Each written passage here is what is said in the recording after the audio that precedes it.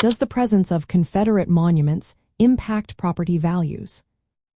Imagine walking through a neighborhood and noticing a statue that sparks a range of emotions. Confederate monuments are often at the center of such feelings, and they can influence property values in surprising ways. Research shows that homes located on streets named after Confederate figures tend to sell for less than similar homes on streets without these names. In fact, from 2001 to 2020, houses on Confederate memorial streets sold for about 3% less. This means a home priced at $240,000 could see a discount of around $7,000 just because of its location. The impact of these monuments is not uniform. It is more pronounced outside the southern United States and in areas with larger Black populations and more progressive voters.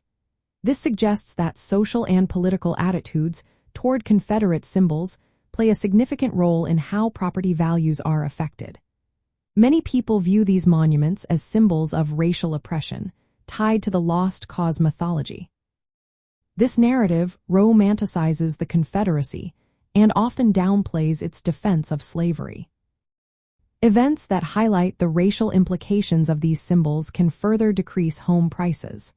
Additionally, homes on streets with Confederate names are less likely to be occupied by Black residents, college-educated individuals, or Democratic voters. This indicates that social factors influence where people choose to live. Interestingly, the negative impact on property values is localized. Homes on non-Confederate streets nearby do not experience the same price drop. This suggests that the issue is directly related to the Confederate-associated names rather than the overall neighborhood conditions.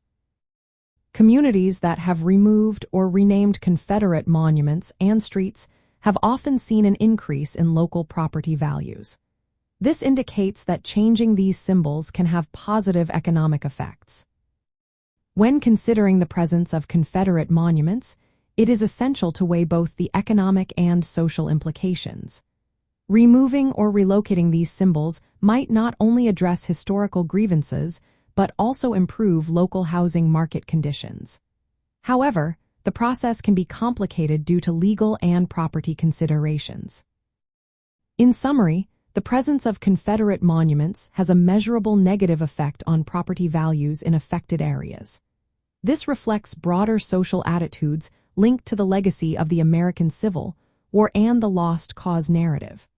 Understanding these dynamics can help communities make informed decisions about their historical symbols and their impact on property values.